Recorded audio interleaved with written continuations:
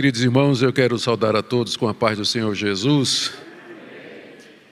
Quero agradecer a oportunidade e o privilégio de estar mais uma vez participando desse evento, desse encontro que tem como tema Avivamento Espiritual, Reforma da Igreja.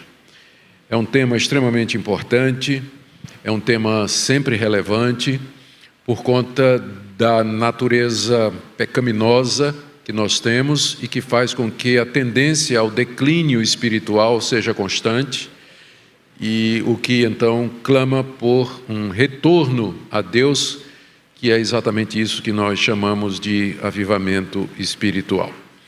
Nessa noite eu queria falar a respeito da oração no Espírito, que Paulo menciona em Efésios capítulo 6, verso 18. Eu queria ler, na verdade, do verso 10 até o verso 20 para dar o contexto, e depois nós vamos focar no verso 18, nessa expressão no Espírito. Efésios 6, de 10 em diante. Quanto ao mais, sede fortalecidos no Senhor e na força do seu poder, revesti-vos de toda a armadura de Deus, para poderes ficar firmes contra as ciladas do diabo. Porque a nossa luta não é contra o sangue e a carne, sim contra os principados e potestades, contra os dominadores desse mundo tenebroso, contra as forças espirituais do mal nas regiões celestes. Portanto, tomai toda a armadura de Deus, para que possais resistir no dia mau, e depois de terdes vencido tudo, permanecer inabaláveis. Estai, pois, firmes, cingindo-vos com a verdade, vestindo-vos da couraça da justiça, calçai os pés com a preparação do evangelho da paz, embraçando sempre o escudo da fé, com o qual podereis apagar todos os dardos inflamados do maligno.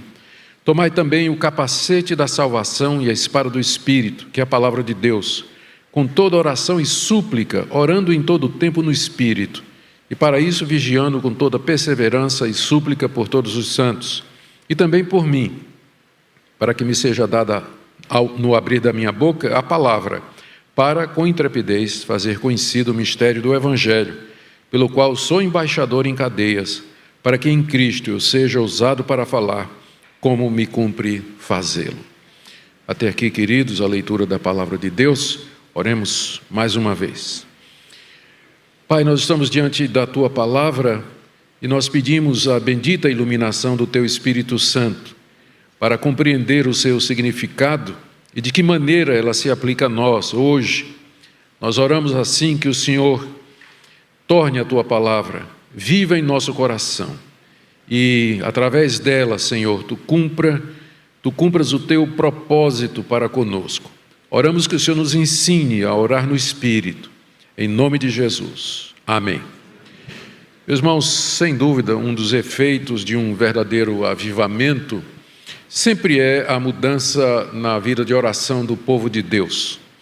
Isso pode ser facilmente comprovado pelos exemplos bíblicos e também pelos exemplos da história dos avivamentos espirituais.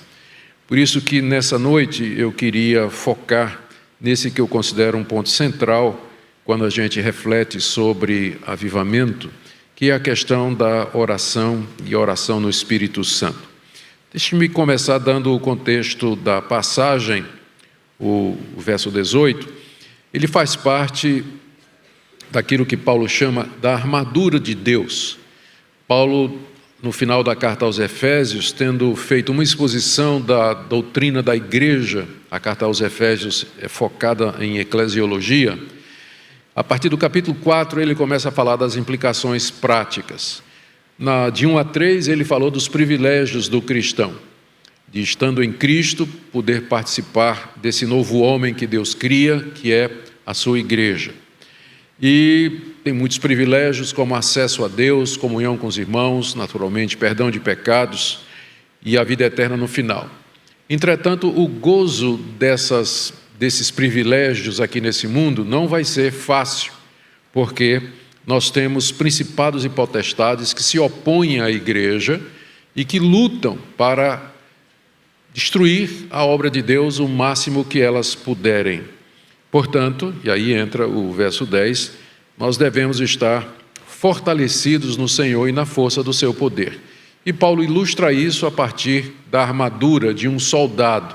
Ele enumera as peças daquela armadura e a cada peça corresponde uma atitude ou uma virtude, ou mais especificamente um privilégio dos conquistados na cruz por nós, que Cristo conquistou na cruz por nós. E no verso 18 ele diz de que maneira nós temos que vestir essa armadura, que é com toda oração e súplica, orando em todo o tempo no Espírito, e para isso vigiando com toda perseverança e súplica por todos os santos. Naturalmente, esse ato de, em termos práticos, tomar toda a armadura de Deus nos termos em que está aqui, é uma atitude diária em que nós nos revestimos de Cristo, através da oração, meditação e de comunhão com Ele. E assim nós estamos preparados para enfrentar as astutas ciladas do diabo. Tudo isso é feito em oração e oração no Espírito. O verso 10 trata disso e eu quero destacar aqui apenas essa expressão, oração no Espírito. Essa passagem nos ensina que orar é um dever para todos nós, isso aí não resta a menor dúvida. Ela também nos ensina que nós devemos orar em todo o tempo. Não existe um tempo específico que seja mais eficaz para a oração do que outro. Eu sei que existem muitas ideias, se você orar de madrugada, se você orar de tarde, se você orar 3 vezes ao dia, como Daniel, ou qualquer coisa dessa natureza. Tem várias tentativas de se atrelar a algum tipo de horário à oração. Não tem como fundamentar isso biblicamente. A exortação bíblica é que nós oremos em todo o tempo. E sempre tenhamos esse espírito de oração, essa disposição para orar a qualquer momento do dia, em qualquer situação, em qualquer circunstância. O texto também fala que a gente deve, para isso, vigiar com toda perseverança. A oração está atrelada à vigilância. Nós estamos atentos às ações do inimigo, às tentações da carne e tudo mais que se torna um obstáculo a que nós oremos. E também aprendemos aqui que há vários tipos de oração. Ele fala toda oração e súplica. É uma expressão que quer, na verdade, dizer todo tipo de oração e súplica. E temos ações de graças, confissão, intercessão, adoração, há várias maneiras de nós cumprirmos isso aqui. Também esse texto nos ensina que nós devemos interceder por todos os santos. Santos aqui, expressão neotestamentária padrão para se referir aos crentes em Jesus. Não é que sejam perfeitos, mas na raiz da palavra está o verbo separar. Então o crente, na verdade, ele é alguém que foi separado do mundo para Deus, santo nesse sentido. Então nós devemos interceder por aqueles que Deus do mundo separou para si, que são os nossos irmãos em Cristo. Todos esses pontos mencionados são para serem feitos no Espírito. Sem o Espírito Santo, nós não seremos capazes de fazer o que esse texto nos ensina aqui. Nós temos que orar em todo o tempo. Só pelo Espírito Santo nós vamos conseguir fazer isso, ter esse espírito de oração, uma disposição mental aprovada diante de Deus, uma disposição mental espiritual, sempre disposta a orar. Somente pelo Espírito que nós vamos poder vigiar na oração, orar e ficar aguardando a resposta em oração, vigilantes, perseverar. Só pelo Espírito a gente vai perseverar na oração. Só pelo Espírito que nós vamos poder usar todos os tipos de oração de maneira sábia. A cada situação cabe um tipo de oração. Precisa sabedoria para discernir isso. Então, o Espírito, é preciso estar no Espírito para fazer isso.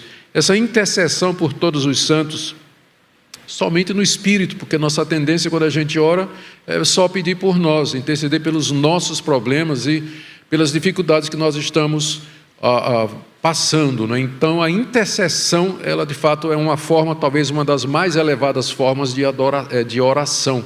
É quando nós esquecemos os nossos problemas e nós focamos na necessidade dos demais irmãos. Se não for pelo Espírito Santo, nós não podemos orar como a Bíblia nos diz que nós devemos orar. As nossas orações, elas não serão orações de fato eficazes, elas não serão frutíferas e não terão o efeito designado. Os fariseus oravam muito, e faziam longas orações. Dificilmente, eu acredito que dificilmente elas receberam alguma resposta da parte de Deus, mas que eles oravam, mais do que muitos crentes. Faziam longas orações, inclusive para justificar o furto do dinheiro da viúva. Tinha até aquele fariseu, diz aí o texto lá de Lucas 16, que orava de si para si mesmo, não é? Uma pessoa pode estar orando, mas de si para si mesmo, não é a verdadeira oração. A oração que nós queremos oferecer a Deus é aquela oração espiritual, que é gerada pelo Espírito, guiada pelo Espírito, e esse é o meu ponto nessa noite, né? Eu quero dizer que isso está perfeitamente ligado à questão do avivamento espiritual, porque, como eu disse, uma das marcas, uma das evidências do avivamento espiritual é uma mudança nos hábitos de oração da igreja, dos cristãos, do povo de Deus, uma mudança para melhor, tanto em termos de intensidade quanto de qualidade.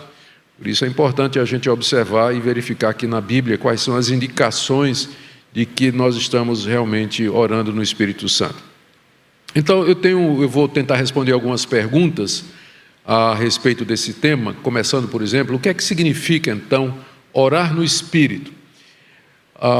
Em linhas gerais, nós podemos dizer que é orar debaixo da assistência e da orientação do Espírito Santo.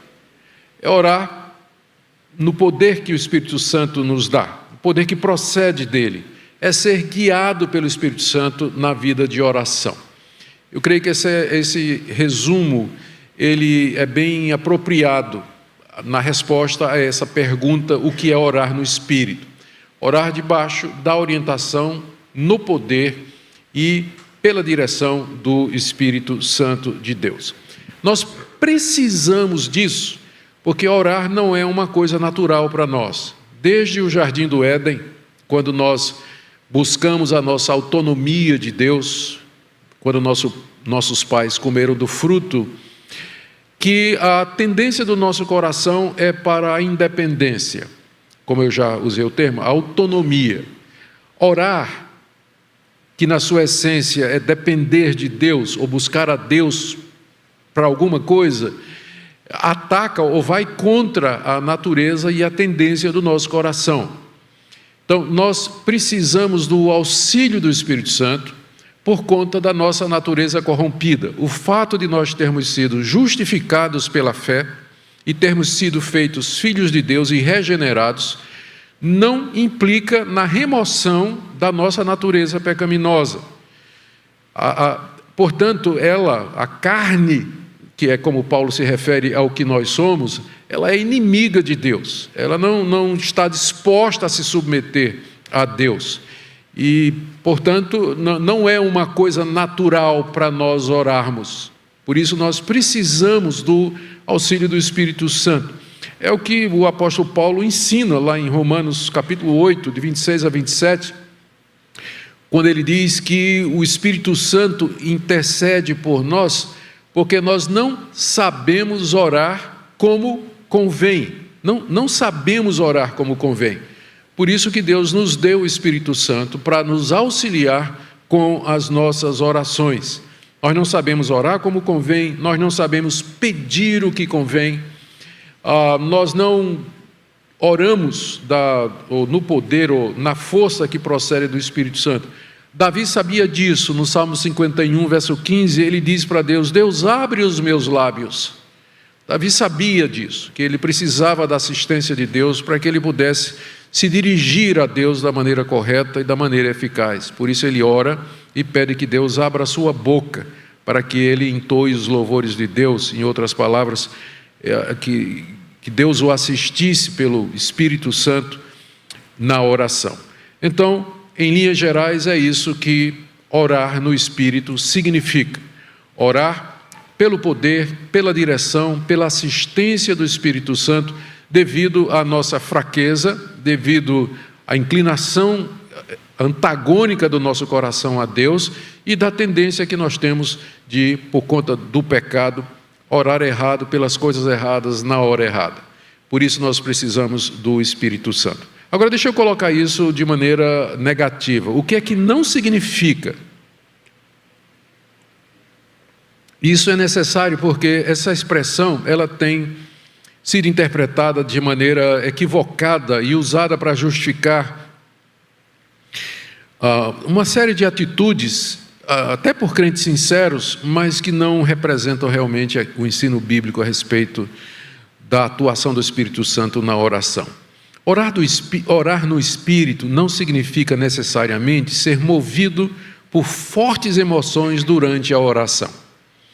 Alguns cristãos só consideram que a oração é eficaz se houver choro, lágrimas, gritos, gemidos e sussurros. Se não houver isso, então não é oração no Espírito. É uma oração fria, de presbiteriano, né? Mas não é a oração no Espírito, segundo alguns, né? Tem que ter choro, lágrimas, ranger de dentes e por aí vai. Queridos, nós não somos contra a emoção, é importante dizer isso. Nós não somos contra a emoção ou a experiência religiosa, por assim dizer. Não somos. As emoções fazem parte da nossa constituição, elas foram criadas por Deus juntamente com nossa mente, e todo o nosso ser tem que ser impactado pelo Evangelho. E as emoções não são exceção. Mas o nosso ponto não é isso. O nosso ponto é que só as emoções, elas em si não indicam necessariamente que a pessoa está orando no Espírito ou fazendo qualquer outra coisa debaixo do poder do Espírito Santo. A razão é que, embora nós sejamos pecadores, corrompidos, nós ainda temos uma natureza religiosa. Os incrédulos, quer dizer, os não cristãos, eles têm suas religiões, e eles são capazes de fazer atos religiosos, eles se emocionam, eles choram, eles clamam às suas divindades, eles experimentam sensações relacionadas com os sentimentos e com a religião. Então, o homem foi criado à imagem e semelhança de Deus, e a queda não tirou a imagem e semelhança de Deus do coração do homem, manchou, maculou a imagem e semelhança, mas nós continuamos vivendo diante de Deus. O homem é um ser religioso, ele sempre vai estar curvado diante de algum altar. Se não for um altar ao Deus verdadeiro, a algum ídolo que ele criou, ou que existe, ou que ele encontrou. Então, a religião, a emoção em si, ela não prova nada. Ela não prova nada. Se nós pudermos ter a doutrina certa, a oração feita da forma certa e as emoções que vão acompanhar isso aqui, é o melhor de todos os mundos. Mas você pensar ou então imaginar que a oração ela só vai ser eficaz ou que ela só será no Espírito se ela for acompanhada de emoções, isso aí não é verdade necessariamente. Podemos citar na Bíblia aqui muitos casos de oração de gente temente a Deus, que certamente era guiada pelo Espírito Santo, e que não há registro nenhum de que foi acompanhado por emoções fortes. Às vezes, as orações mais eficazes são aquelas feitas nos momentos mais áridos da vida da gente. Quantas vezes a gente não se encontra numa situação de deserto, não é? Que parece que os céus estão fechados, parece que Deus não se importa conosco, o céu está silencioso, Deus não se pronuncia, a gente não está sentindo vontade de nada, ainda assim a gente persevera, a gente insiste, a gente busca a Deus, e com certeza muitas dessas orações são pelo Espírito Santo, e não houve nenhuma dessas emoções, ao contrário, né? A gente está se sentindo o pior dos pecadores, e é exatamente nesse momento que Deus vai dizer: a minha graça te basta. É talvez nessas situações que a gente ore mais eficazmente e melhor, porque o coração, a gente sente o coração seco, a gente sente o céu fechado, e é quando então a gente se esforça, se dedica mais intensamente à oração, em busca da face bendita do nosso Deus. Então, em primeiro lugar, orar no Espírito não significa necessariamente ser movido por fortes emoções durante a oração. Em segundo lugar, orar no Espírito também não significa orar em línguas estranhas, como é a interpretação de muitas pessoas. Orar no Espírito é orar em línguas. Não é isso que o apóstolo Paulo está ensinando aqui, evidentemente, e também não é o que Judas ensina no verso 20 da sua carta, quando ele orienta os seus leitores a orar no Espírito, expressão semelhante aqui que Paulo usa. A razão pela qual algumas pessoas... São duas passagens que levam as pessoas a pensar que orar no Espírito é orar em línguas.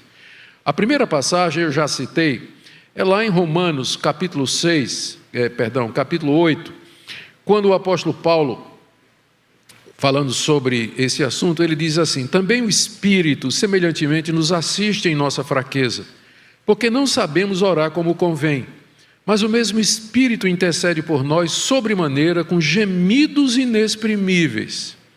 E aquele que sonda os corações sabe qual é a mente do Espírito, porque segundo a vontade de Deus é que ele intercede pelos santos. As pessoas pensam que esses gemidos inexprimíveis aqui são as línguas chamadas estranhas, né, por aqueles que são adeptos dessa teoria. Seria o orar em línguas, seria se manifestar ou se dirigir a Deus em línguas que não são um idioma, ou não é a nossa língua materna, não é?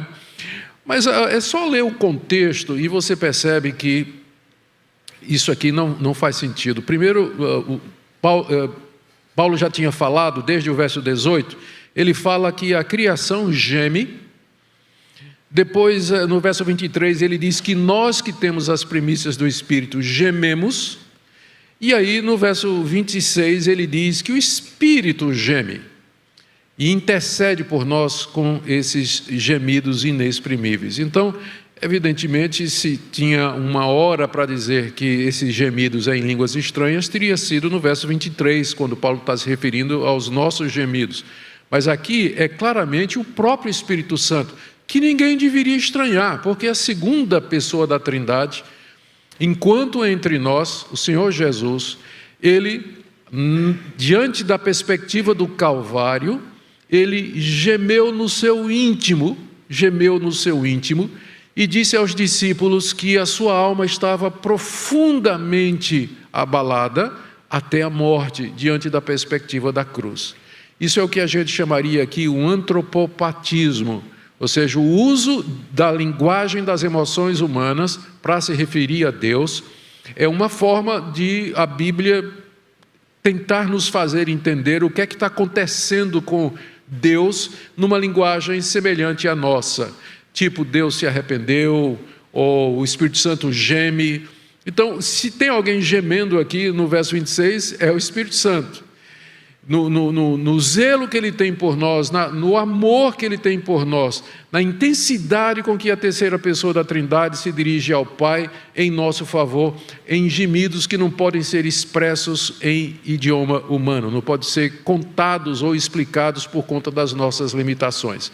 Então, essa primeira passagem, evidentemente, não está falando que orar no Espírito é orar em línguas estranhas. A segunda passagem está em 1 Coríntios, capítulo 14, quando o apóstolo Paulo está, assim, falando do dom de línguas, e ele diz o seguinte no verso... Cadê a passagem? Aqui. Ele diz o seguinte no verso 14: se eu orar em outra língua, o meu espírito ora de fato, mas a minha mente fica infrutífera. Que farei, pois? Orarei com o espírito, mas também orarei com a mente. Cantarei com o espírito, mas também cantarei com a mente. É muito claro aqui no verso 15 que orar com o espírito se refere a orar em línguas. Só que o espírito aqui não é o Espírito Santo. Vocês sabem que na língua original, na língua grega, os substantivos os substantivos que se referiam, ou os nomes que se referiam a pessoas, eles não eram capitalizados como é em português. Então, em português, se eu quero dizer, se eu me refiro ao Espírito de Deus, eu tenho que escrever com um E maiúsculo, porque está se referindo a uma pessoa. Mas no grego não. Quer seja o espírito humano, quer seja o espírito maligno, ou seja o Espírito de Deus, a palavra pneuma ou pneuma era escrito com pi minúsculo, era tudo minúsculo. Para você saber a que tipo de espírito o autor está se referindo, você tem que ler o contexto. E quando você entende aqui o contexto, fica evidente que o espírito aqui é o espírito humano, pelo fato de que ele está em contraste com a mente. Paulo está fazendo um contraste entre duas faculdades nossas. O espírito, que seria, aqui se refere à parte interior, talvez no âmbito das emoções, e a mente, que é a parte cognitiva. Então, quando você ora em línguas, então você é orar com o seu espírito, porque você não entende o que está sendo dito. Por isso, não envolve a mente, mas outra faculdade da nossa antropologia, da nossa constituição. Então, o contexto claramente mostra que Paulo não está se referindo aqui ao Espírito com E maiúsculo. Orar no Espírito, portanto, não é orar em línguas como algumas pessoas querem. Essas são as duas passagens que são usadas geralmente para defender essa versão. É importante que a gente entenda isso aqui. Quer dizer que Deus não pode agir de maneira sobrenatural? Pode. Eu estou apenas lutando por uma exegese certa. É muito ruim quando a gente pega passagens da Bíblia para provar experiências que nós temos, quando devia ser o contrário. As experiências que nós temos, elas têm que ser provadas e têm que ser testadas pelo ensino bíblico, e não a gente pegar o que a gente passa ou alguma experiência que a gente tem e procurar a passagem bíblica que a gente acha mais parecida e vai dizer, olha aqui, na Bíblia também está falando isso aqui. Então, uma leitura simples do contexto vai verificar que essas duas passagens elas não dão fundamentação para isso, não é? Então, já que orar no Espírito não significa essas coisas, em que consiste essa ajuda do Espírito Santo, então? Eu quero mencionar 5 coisas aqui. Já chegamos a essa conclusão, espero, que orar no Espírito é basicamente orar debaixo da sua assistência, o que significa a sua direção e o seu poder. Mas como é que isso funciona em termos práticos? De que maneira a gente pode perceber ou buscar essa ajuda do Espírito Santo na oração? Primeiro, o Espírito desperta o crente para orar. Eu digo desperta porque geralmente somos sonolentos com relação a isso. A gente geralmente é dormente com relação a isso aí. O Espírito Santo desperta o crente para orar. Aqui eu tenho uma citação de João Calvino, que, para surpresa de muita gente, orava, não é? Orava. Ele tem, eu recomendo a vocês o que Calvino escreveu sobre oração, na parte prática das institutas cristãs. Você vai ficar surpreso. E lá ele diz o seguinte: a nossa indolência e a frieza da nossa carne são tais que não podemos orar da forma correta, a não ser se despertados pelo Espírito Santo. A não ser se despertados pelo Espírito Santo. O Espírito Santo nos tira do sono, do mundanismo, do comodismo, da carnalidade e nos desperta para orar. É como que nos toma sacudindo pelos ombros, ou para que nós acordemos, para que possamos realizar essa tarefa sublime. No Salmo 27, verso 8, Davi disse assim: ao meu coração me ocorreu, buscai a minha presença. Buscarei, pois, Senhor, a tua presença. Presta atenção como é que a sequência aqui, ela é importante. Primeiro Deus foi lá no coração do Davi e disse: busca a minha presença. Ele diz assim: ao meu coração me ocorreu. De onde veio isso, né, no coração de Davi, dele buscar a Deus? Certamente que não é da natureza dele. Mas isso aqui é o próprio Deus, pelo Espírito Santo, que age em nós, que foi no coração de Davi e disse: busca ao Senhor. E em resposta, Davi diz: buscarei, pois, Senhor, a tua presença. É um texto onde claramente, primeiro Deus vem e desperta o nosso coração, e em resposta, nós então buscamos a sua face, é o Espírito Santo que faz isso.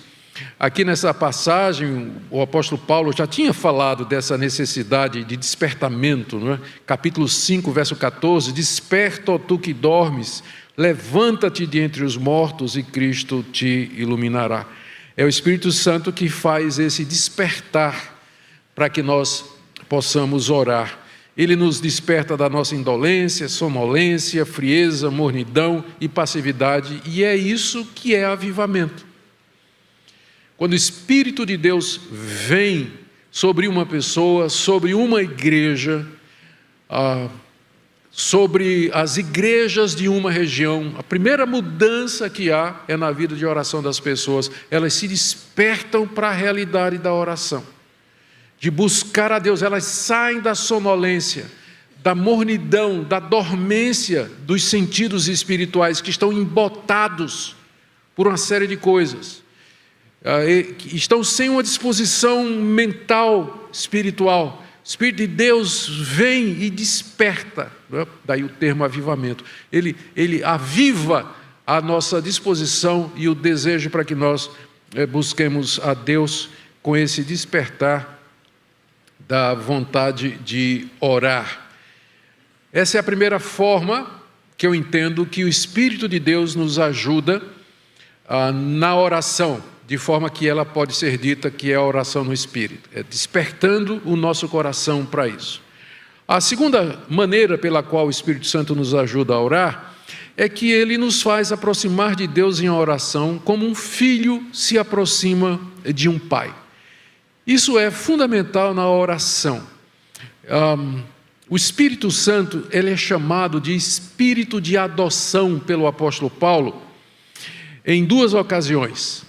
Gálatas capítulo 4, verso 6, que diz assim: e porque vós sois filhos, Deus enviou ao nosso coração o Espírito de seu Filho, que clama, Abba, Pai. Abba, palavra aramaica, que significa pai, ou num sentido mais carinhoso, alguns traduzem como paizinho.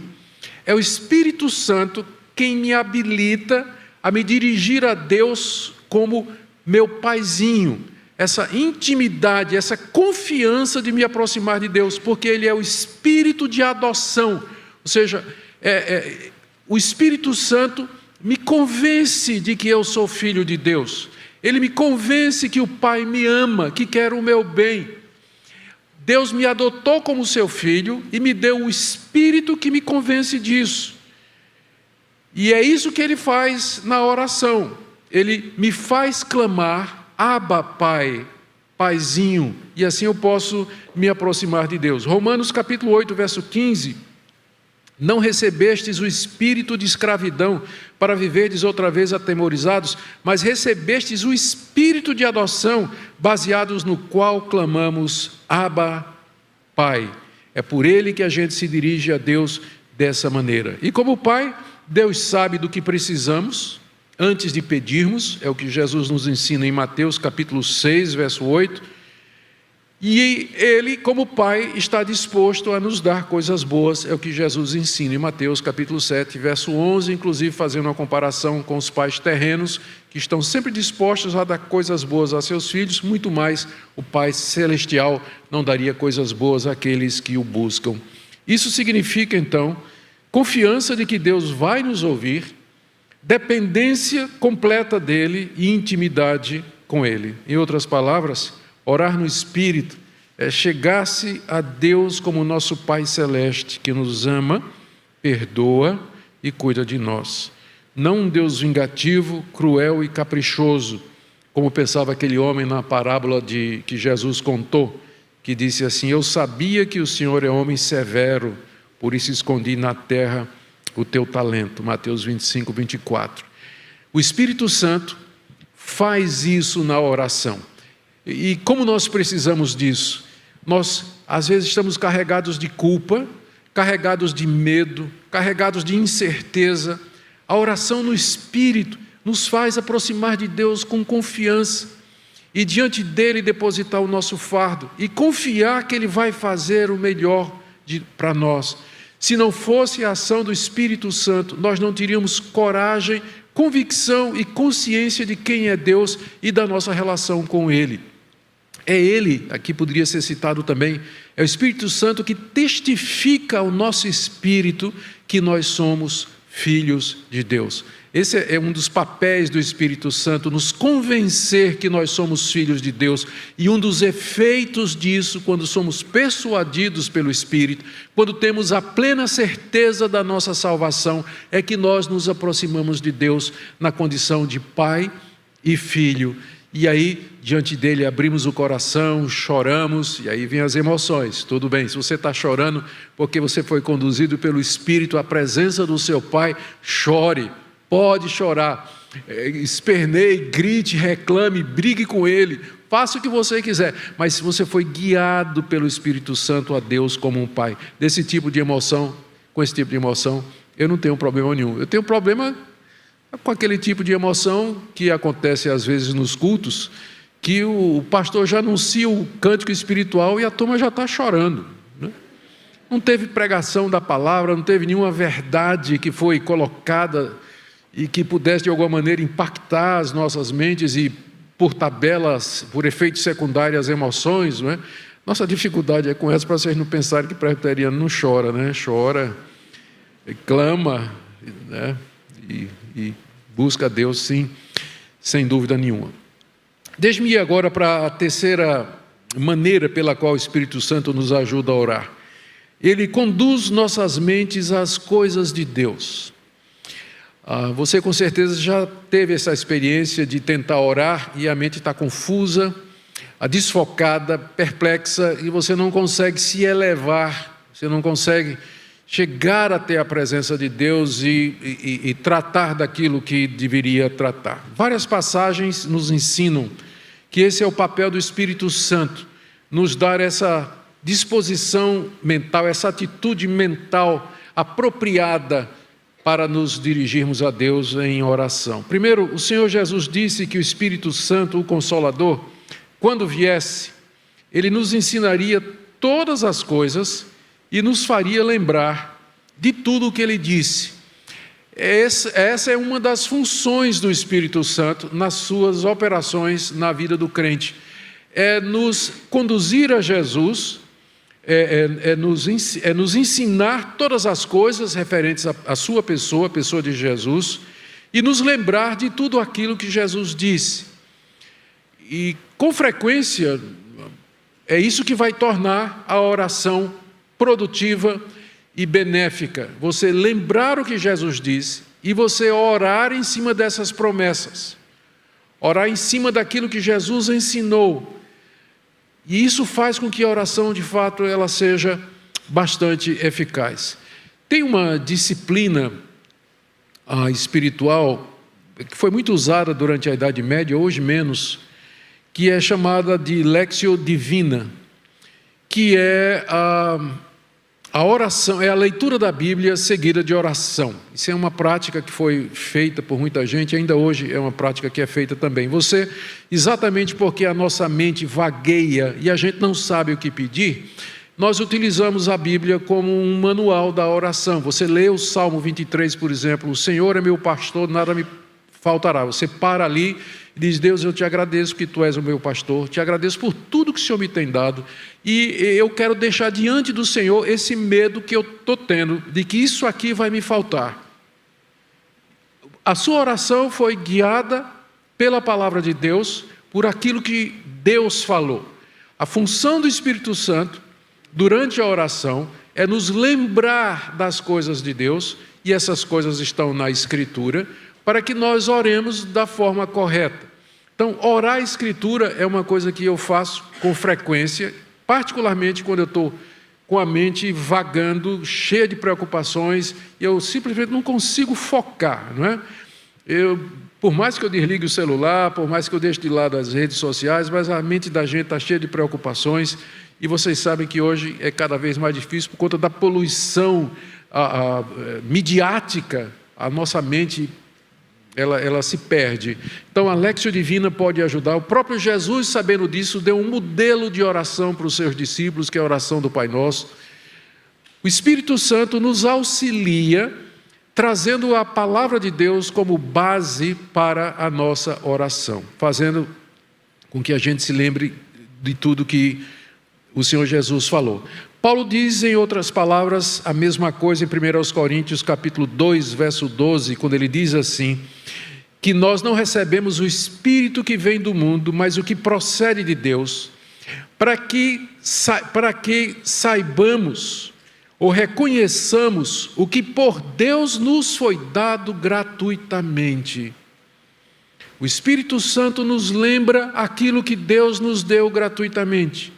Porque, gente, a gente esquece, a gente pode parecer óbvio, mas lembra quantas vezes durante o dia sua mente está em outras coisas? Lembra da quantidade de tempo que você passou focado nos seus negócios, focado no seu trabalho, coisas legítimas, focado nas suas responsabilidades. Você não lembrou de Deus, não lembrou que você tem a vida eterna, que você está justificado, que o Espírito Santo mora em você, que Cristo deu sua vida em você. Entende? A mente, ela se aparta de Deus com muita facilidade. E o papel do Espírito Santo é iluminar o entendimento, trazer à nossa mente essas coisas que são propícias a uma vida espiritual. É isso que ele faz. A mesma coisa, 1 Coríntios capítulo 2, verso 16, Paulo se refere à mente de Cristo. Nós, porém, temos a mente de Cristo. É isso que a gente quer. É isso que o Espírito Santo faz. Ele nos dá a mente de Cristo para que a gente veja as coisas da perspectiva de Deus. Se nós não estivermos no Espírito e pelo Espírito, nós vamos ver as coisas pela perspectiva humana.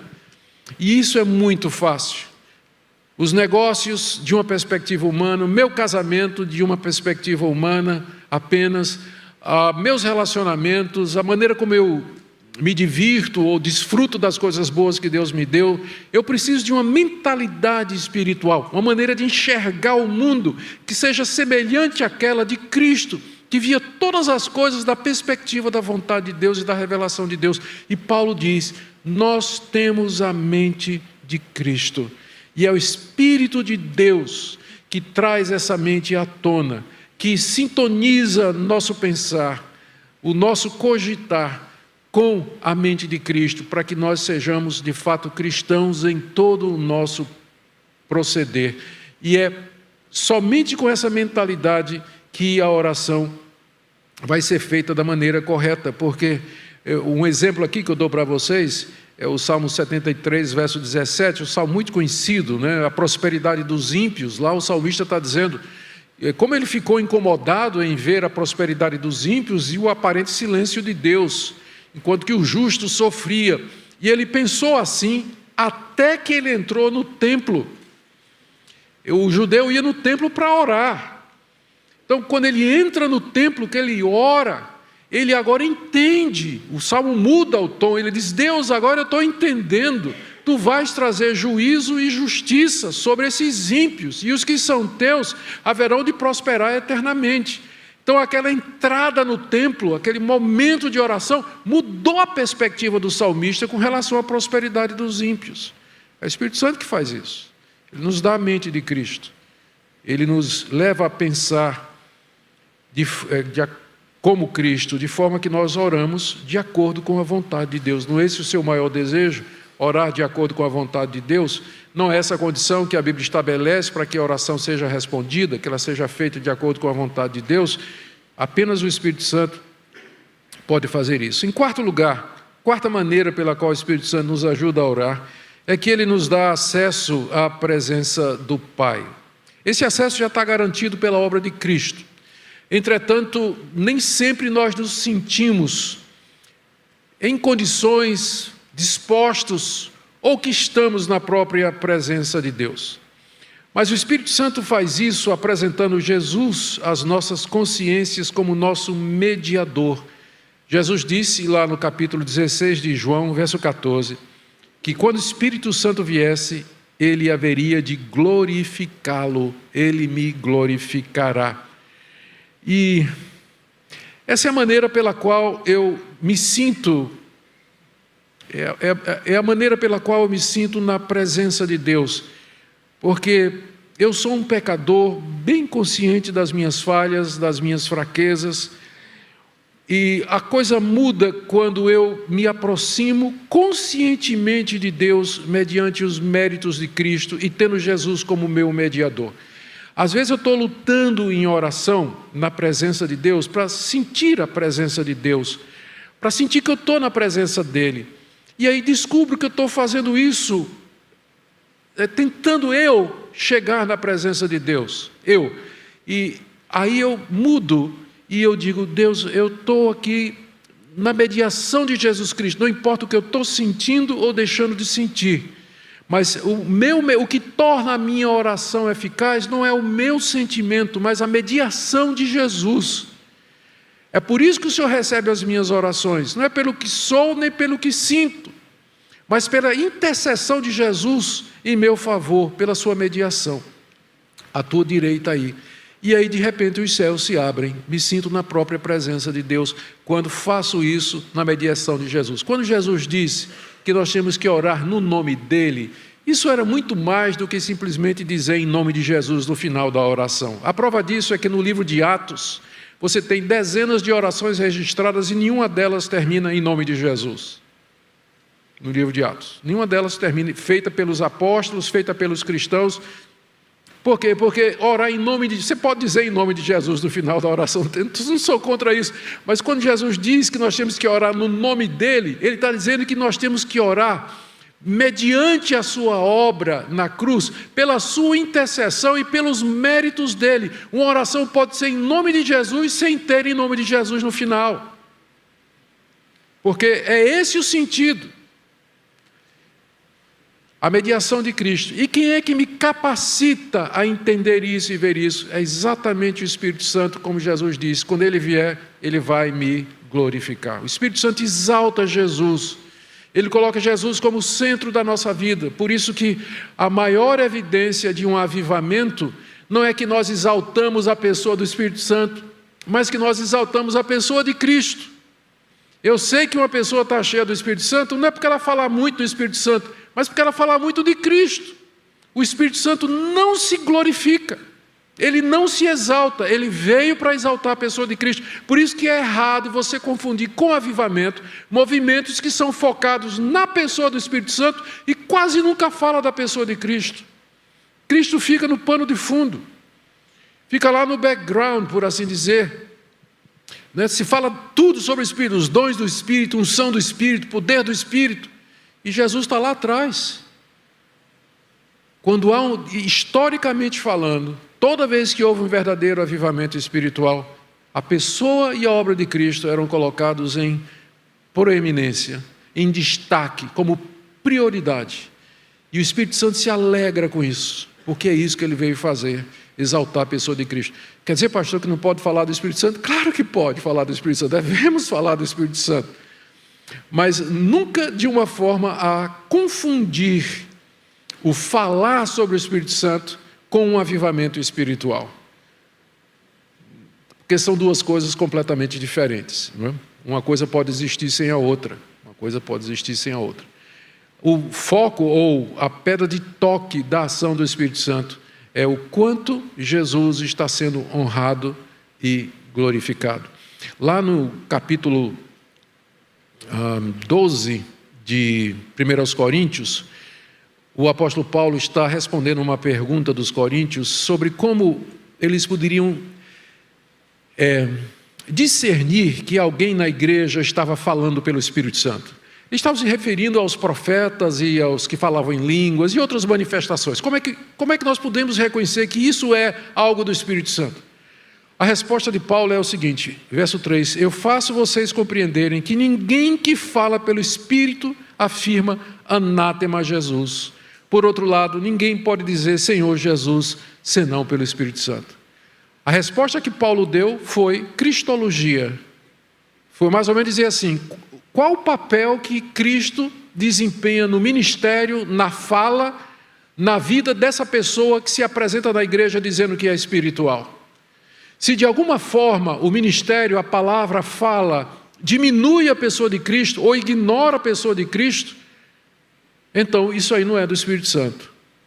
Porque o Espírito Santo sempre haverá de glorificar o seu filho, Senhor, mestre, né? Senhor está errado, não é porque é tudo igual na Trindade, mas a pessoa de Jesus Cristo. Muito bem, gente, deixe-me partir agora para a quinta maneira pela qual o Espírito Santo nos ajuda a orar, que é produzindo em nós convicção de pecado. Não tem nada mais inimigo de uma vida de oração do que a nossa arrogância. O salmista diz que se guardar no coração algum pecado, Deus, ou deixar de confessar algum pecado conhecido, Deus não vai ouvir.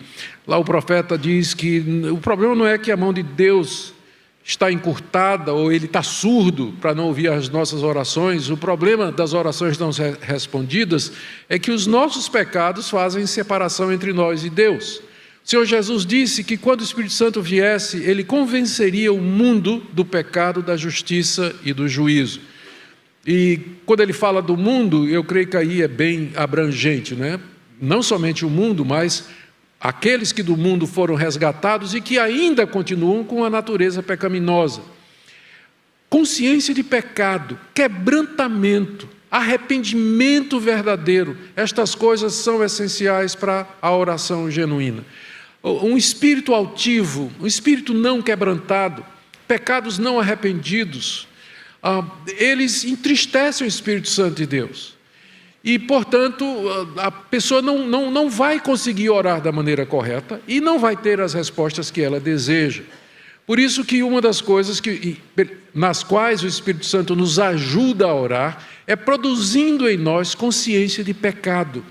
Ele aponta, ele mostra, ele toca o nosso coração para que nós percebamos a nossa corrupção e os pecados que nós cometemos naquele dia. Na minha lista de oração diária, eu tenho um roteirinho.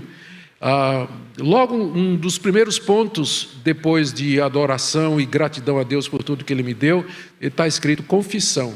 E eu tenho 2 pontos aí. Primeiro, a minha natureza pecaminosa, e segundo, pecados atuais que eu tenha cometido. Porque eu sei da importância disso. Eu sei da importância disso. E sei que muitas vezes eu olho para aquilo ali, eu digo, passo batido, eu digo, Senhor, não estou vendo nada. Eu sei que eu tenho aqui confissão, mas eu não estou conseguindo ver o que é para confessar. Pois é exatamente aí que entra o Espírito Santo, quando ele vai na nossa consciência, mexe lá, desperta e aponta aquilo que precisa ser trazido para ser purificado pelo sangue de Jesus. O problema não são os nossos pecados, não é? O problema são os nossos pecados não tratados, não confessados, não arrependidos, não largados. E o Espírito Santo, ele desempenha esse papel. Em resumo, então, nós podemos então afirmar que orar no Espírito é o oposto de vãs repetições, de rezas, de palavras ocas, é o oposto de orações formais, frias, sem coração, sem fervor e mecânicas, monótonas e cansativas. Aqui Paulo se refere à oração feita sob o controle, poder e assistência e orientação do Espírito Santo, como nós já demonstramos acima. É isso que é orar no Espírito. E vocês vejam como nós precisamos do Espírito Santo para poder orar. E é isso que o avivamento ele vai trazer, uma mudança na nossa vida de oração. É a primeira coisa que vai mudar. Quando o Espírito de Deus vier trazendo quebrantamento, iluminação, despertamento, a vida de oração muda mesmo.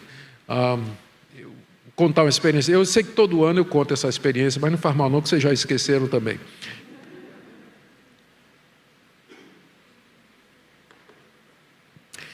Há muitos anos passados, quando eu era pastor pela primeira vez na igreja de Recife, hoje eu estou na 3ª vez como pastor lá, eu fui convidado para pregar na Igreja Presbiteriana das Graças, que é a maior igreja presbiteriana lá de Recife, igreja muito abençoada. É convidado para pregar no aniversário. E na época o pastor era pastor Heber César. E eu tinha que pregar na sexta à noite, sábado à noite, domingo de manhã e domingo à noite, o padrão. Cabelo, barba e bigode, né, Hernandes? Bom, preguei na sexta à noite, preguei no sábado à noite, preguei domingo de manhã, quando foi de tarde peguei uma gripe. Estava arriado mesmo, não tinha condição. Eu pensei em ligar para o pastor e dizer: pastor, eu não vou hoje à noite, eu não estou em condições, eu estou com a gripe brava. Mas eu disse: falta só uma pregação para completar, eu vou. Eu não tive tempo de preparar sermão, não tive tempo para nada. Eu disse: o que eu vou fazer? Eu me lembrei da minha devocional que eu tinha feito, tinha lido a Bíblia, naquela passagem que Jesus fala que se o irmão pecar contra você, você tem que ir lá conversar com ele, todo aquele processo de confissão de pecado. Ou então, se você vier ao templo a trazer sacrifício a Deus e você se lembrar que seu irmão tem alguma coisa contra você, você deixa ali a sua oferta, se reconcilia com seu irmão e depois você vem e fala com Deus. Essas duas passagens. Eu disse: eu vou compartilhar isso aí. Aí o culto começou e eu ali mal, desconfortável. Aí quando chegou a minha hora de falar, eu expliquei, pedi desculpas à igreja, eu ia apenas compartilhar a minha devocional. Falei 15 minutos a respeito da necessidade da confissão diante de Deus, para que nós tenhamos comunhão entre os irmãos e acesso a Deus em oração. Pastor, né? Tudo bem, pastor Elber, terminei de pregar, ele pediu para o povo ficar em pé, orou, impetrou a bênção, mandou o povo sentar, e aí ia começar a dar os avisos, levantou uma mão lá no meio da igreja. Gente, era uma igreja presbiteriana. Você imagina isso aí, o espanto, né? Todo mundo... Que é isso? Levantou a mão lá, aí se levantou o diácono Otton Guanais Dourado Filho, homem desse tamanho assim, Otão, se levantou, quero falar. Lá vem Otto, né? Lá para frente. O pastor entregou o microfone assim sem saber, ele disse: pastor, eu tenho falado mal do senhor.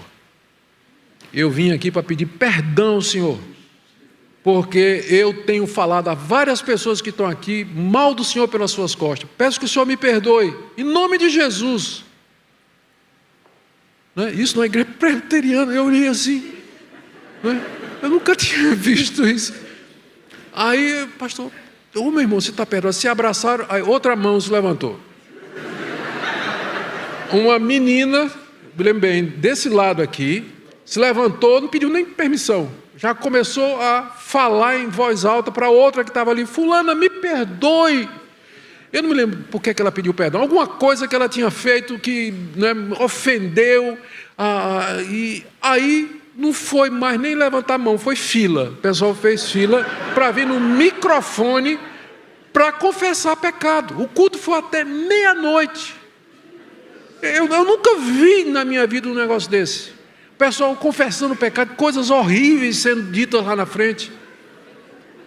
E que coisa extraordinária, o povo não queria ir para casa. Finalmente, lá pela meia-noite, terminou. E depois o pastor me falou que o primeiro efeito daquilo ali foi que eles começaram a reunião de oração às 5, 6 horas da manhã, todo dia. Todo dia. Começaram a orar todo dia.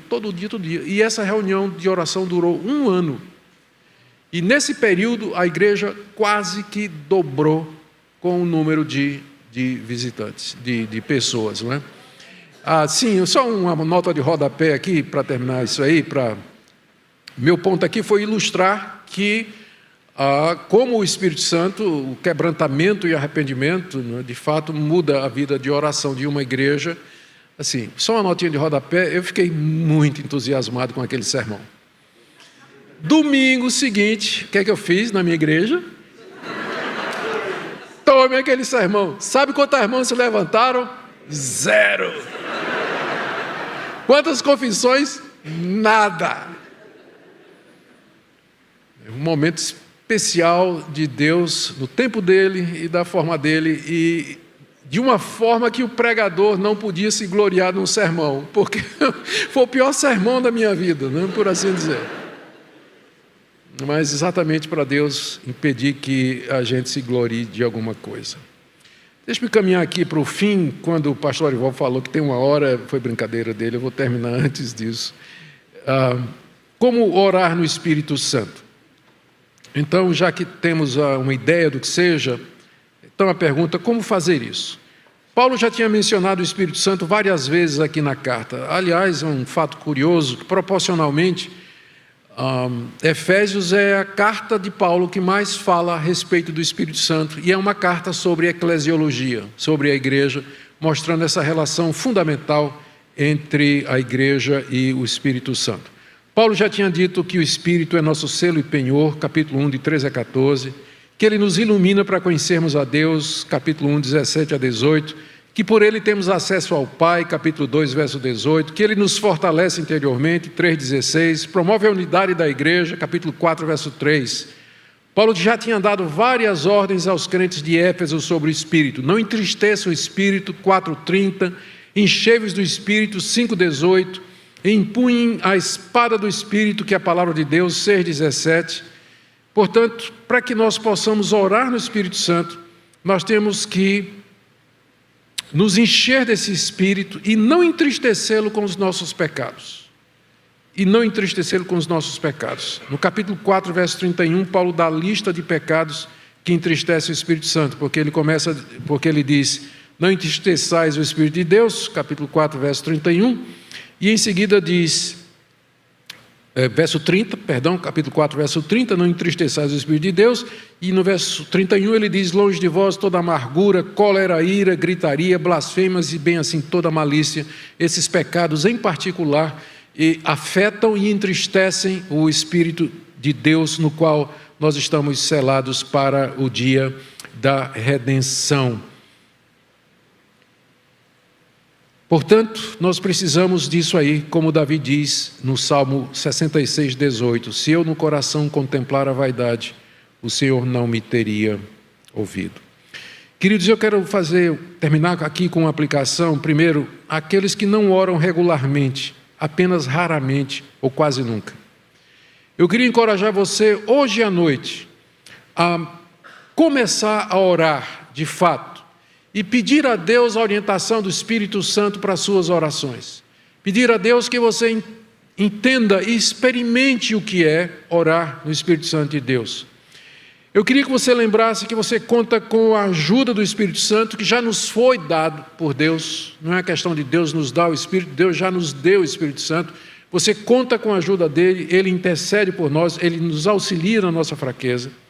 Talvez você devesse começar pedindo perdão a Deus pela sua falta de oração, depois pelos pecados com os quais entristeceu o Espírito Santo, e em seguida obedeça a cada impulso interior para orar. Se ao seu coração ocorreu, buscai a minha presença, não demore. Levante a sua alma em oração diante de Deus, busque a presença de Deus, interceda, agradeça, suplique, confesse cada ocasião da nossa vida, cada instante da nossa vida diária, é uma ocasião para você buscar a presença de Deus e praticar o que é chamado de orando em todo o tempo no Espírito Santo. Lembre da conexão da oração com as demais partes mencionadas no verso 18. Boa teologia e oração andam juntas. Ore mesmo quando não sentir vontade. Orar no Espírito, às vezes, espero não ter dado a ideia errada, não é? De que você, orar no Espírito, eu vou esperar que o Espírito Santo me toque para orar. Não.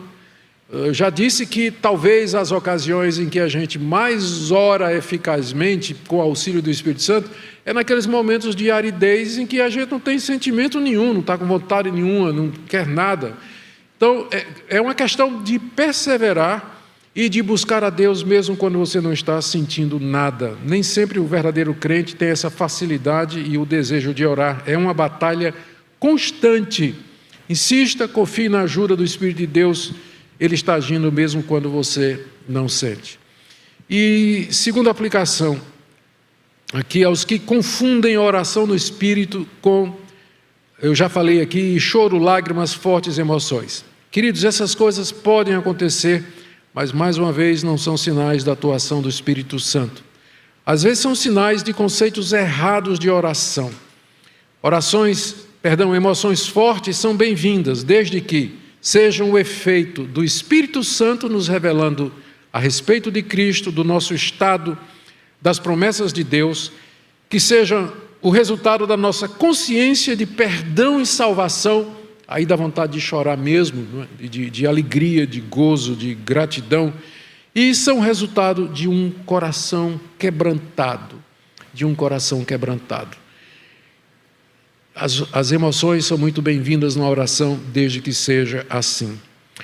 Queridos, clamemos a Deus pelo espírito de oração e súplicas, é assim que ele é chamado pelo profeta Zacarias, o espírito que desperta o povo de Deus para adorar a Deus, servir a Deus, amar o Senhor Jesus, chegar a Deus pela mediação de Cristo, nos quebrantar e nos convencer de quanto nós precisamos de purificação para viver na presença desse Deus. Sim, Deus, nós pedimos pelo espírito de oração e súplicas, nós pedimos que o Senhor derrame seu espírito sobre nós, para que nós possamos orar, da maneira certa, para que nós possamos orar mais, para que nós sintamos mais a tua presença durante a oração, para que nós intercedamos pelas pessoas. Nós sabemos que o Senhor se agrada disso, nós sabemos que a oração tem poder para mudar tanta coisa, mas sem teu Espírito Santo nós não conseguiremos. Por isso, Senhor, aviva a tua obra, derrama, Senhor, um avivamento poderoso sobre o teu povo, para que a gente ore da maneira certa, a gente ore mais. É o que nós te pedimos, por amor de Jesus, por quem todas estas bênçãos vêm. Amém. Deus abençoe a vida dos irmãos.